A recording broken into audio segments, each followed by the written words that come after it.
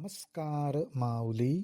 चला ज्ञानेश्वरीच्या सहवासात आपण ज्ञानेश्वरी अध्याय 4 ओवी 41 ते 48च्या सहवासात जाऊया.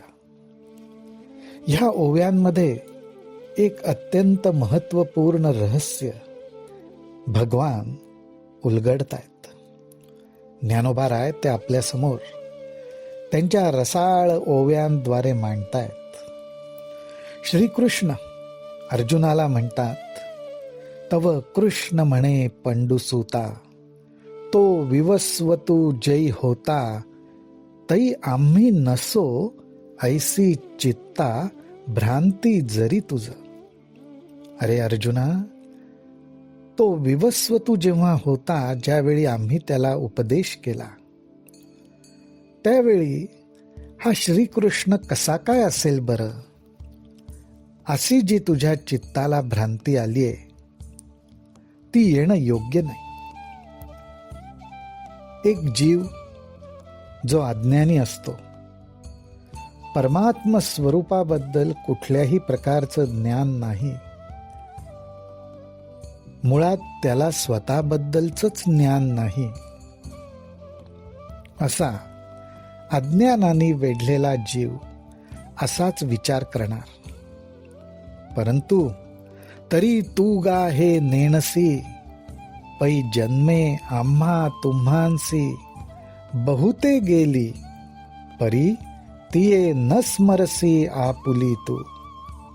श्रीकृष्ण म्हणतायत, अरे तुझे आणि माझे बरेच जन्म झाले. जणू माऊली, या वचनातून श्रीकृष्ण पुनर्जन्म, जन्म, जन्माची साखळी याच्याबद्दल एक प्रकारे स्पष्टीकरणच देत आहेत. श्रीकृष्ण अर्जुनाला सांगतायत की तुझे आणि माझे बरेच जन्म आले आणि गेले, परंतु त्याचं तुला स्मरण नाही.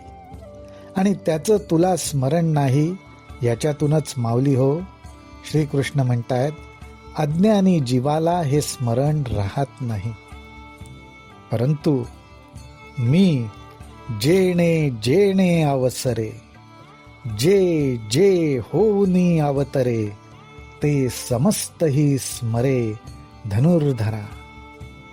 श्रीकृष्ण परमात्म्याचं स्वरूप दाखवतायत. त्याच्या ठिकाणी सर्वज्ञपणाचं लक्षण असतं आणि त्यामुळेच जेणे जेणे अवसरे, ज्या ज्या वेळी, ज्या ज्या निमित्ताने, ज्या कुठल्या रूपामध्ये मी अवतार घेतो, त्या सर्वांचं मला स्मरण आहे. ही परमात्म्याच्या ठिकाणी असलेली शक्ती आहे. आणि त्याचं कारण असं, परमात्म स्वरूपाला अज्ञान म्हणजे काय हे माहितीच नाही, ज्या ठिकाणी अज्ञानाचा प्रवेशच होऊ शकत नाही. ज्ञानोबाराय काही ठिकाणी आपल्याला सांगतात की ज्याप्रमाणे सूर्याच्या घरी अंधार कधी प्रवेशच करू शकत नाही, त्या सूर्याला अंधाराची ओळख कशी होणार? अज्ञानाची ओळख परमात्म स्वरूपाला कशी होणार? त्यामुळे स्मरण विस्मरण हा खेळच त्याच्या ठिकाणी नाही. म्हणून आघवे, म्हणून आघवे, मागील मज आठवे, मी अजूही परी संभवे प्रकृती योगे. जन्म एकदाच नाही, परत परत घ्यावा लागतो, घेतला जातो. हे ज्याप्रमाणे श्रीकृष्ण अर्जुनासमोर प्रगट करतात, त्याचप्रमाणे आता आपलं परमात्म स्वरूप कसं आहे ह्याचीही एक खूण प्रगट करतात. म्हणून आघवे, मागील मज आठवे. मला मागचं सगळं आठवतं, पण त्याचं कारण काय? म्हणून या शब्दाने ते म्हणतात, त्याचं कारण काय? मी अजूही परी संभवे प्रकृती योगे. ते म्हणतात, मी जन्मरहित आहे, जन्मरहित आहे. मी कधी जन्माला येतो आणि येत नाही असं नाहीच. मी नेहमी असतोच, परंतु प्रकृतीच्या साह्याने माझं येणं, माझं जाणं हे प्रतिबिंबित होतं ते प्रकृतीच्या साह्याने. माझे अव्ययत्व तरी न नसे, परी होणे जाणे एक दिसे, ते प्रतिबिंबे मायावशे माझ्याची ठाई. परमात्मा म्हणतात माझी तर स्थिती अविनाशी आहे. ज्याची कधी उत्पत्तीच नाही त्याचा नाश कसा? माझी स्थिती अविनाशी आहे.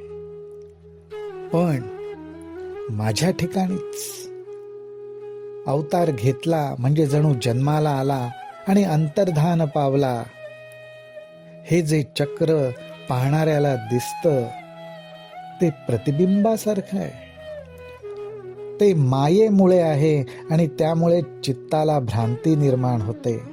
माऊली हो, याचाच अर्थ असा की हा परमात्मा कधीच मायेच्या स्वाधीन नसतो, परंतु त्याच्या ठिकाणीच असलेलं सामर्थ्य, शक्ती, त्या माया शक्तीचा प्रभाव त्या प्रतिबिंबामुळे अशा रीतीने भासतो की आपल्यासारखंच आपण परमेश्वरालाही समजतो, त्याच्या अवतारांना समजतो आणि आपलं जसं जन्म मृत्यू ह्या दृष्टीने येणं जाणं होतं, आपल्यालाही अवताराच्या बाबतीत तसंच वाटतं.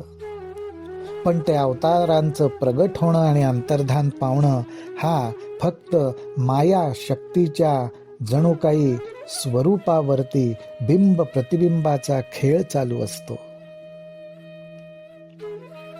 ज्ञानोबा म्हणतात माझी स्वतंत्रता तरी न मोडे, परी कर्माधीन ऐसा आवडे, तेही भ्रांत बुद्धी तरी घडे, एरवी नाही. परत परत श्रीकृष्ण सांगतात की मी स्वतंत्र आहे. म्हणजेच काय तर माया माझ्या स्वाधीन आहे. जीवाच्या बाबतीत तो पराधीन असतो, मायेमध्ये गुरफटलेला असतो, परंतु साक्षात परमात्म्याचं तसं नाही. माया शक्ती त्याच्या अधीन असते. म्हणून श्रीकृष्ण परमात्मा परत एकदा सांगतात की मी स्वतंत्र आहे. माया माझ्या स्वाधीन आहे, मी तिचा नियंता आहे. आणि त्यामुळेच ज्याप्रमाणे सामान्य जीव कर्मामध्ये बांधलेला दिसतो, कर्मामध्ये अडकलेला दिसतो, तसा मी कुठल्याही प्रकारे वेगवेगळ्या अवतारांमधनं प्रगट झालो, वेगवेगळ्या प्रकारची कर्म आणि कृत्य केली तरी त्याच्यात मी कधीच बांधला जात नाही. कर्मामध्ये मी कधीच अडकला जात नाही, कारण मी त्याच्याही पलीकडे आहे. मी मायेच्या स्वाधीन नाही तर माया माझ्या स्वाधीन आहे. मी मायेचा नियंता आहे. हीच घोषणा, हेच परमात्म स्वरूपाचं सामर्थ्य श्रीकृष्ण परत परत अर्जुनाला सांगतायत की एकच दिसे दुसरे, ते दर्पणाचे नि आधारे, एरवी काय वस्तू विचारे दुजे आहे. हा दृष्टांत आहे माऊलींचा. माऊली म्हणतात आरशामध्ये एका वस्तूचं प्रतिबिंब पडतं, पण ते प्रतिबिंब आणि मूळ वस्तू हे काही दोन वेगवेगळ्या प्रकारची दृश्य आहेत, दोन वेगवेगळ्या प्रकारचे आकार आहेत तर नाही. एका वस्तूचंच प्रतिबिंब आरशात उमटलेलं असतं, प्रगटलेलं असतं. माझंही स्वरूप तसंच आहे. माझंही स्वरूप तसंच आहे. म्हणजे माऊली जणू काही ही माया शक्ती आरशासारखं काम करते आणि त्याच्यामध्ये परमेश्वराचं प्रतिबिंबच पडतं. त्या बिंबाचंच प्रतिबिंब प्रगट होतं त्या आरशामध्ये. पण मुळात त्या ठिकाणी दुजेपणा नाही, दोनपणा नाही. जी मूळ वस्तू जशी आहे तशीच ती आरशामध्ये प्रतिबिंबित होते. परंतु बघणाऱ्याच्या दृष्टीने त्याला दोन वस्तू दिसतात, एक आरशामध्ये आणि एक बाहेर. परंतु ज्ञानी दृष्टीने पाहिलं तर त्या ठिकाणी दोन वस्तू नसतात, तर एकाच वस्तूचं प्रतिबिंब आरशात पडलेलं असतं.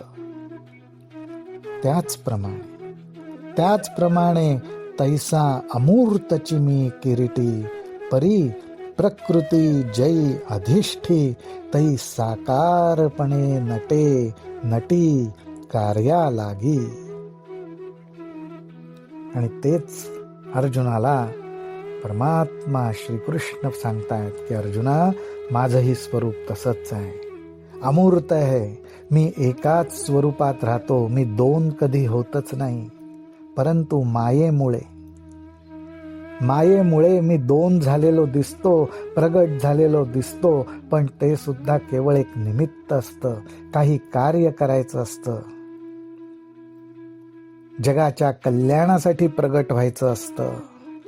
ते प्रगट होऊन मी वेगवेगळ्या प्रकारे नटतो, वेगवेगळ्या प्रकारच्या लीला करतो आणि परत मी माझ्यामध्येच लीन होतो. मी येतो आणि जातो असं नाही रे. मी कायम स्वरूपी आहे, मी अविनाशी आहे. हे आपलं स्वरूप परमात्मा अर्जुनासमोर प्रगट करतायत. आणि ज्ञानोबारायांनी ते आपल्याला या ओव्यांमधनं काही दृष्टांताच्या आधारे सांगितलेलं आहे. विचार करण्यासारखे हे दृष्टांत विचार करण्यासारखे आहेत.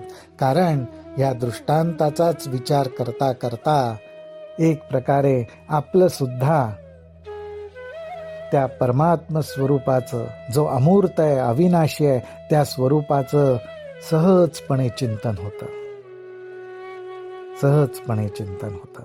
रामकृष्ण हरी, रामकृष्ण हरी, रामकृष्ण हरी.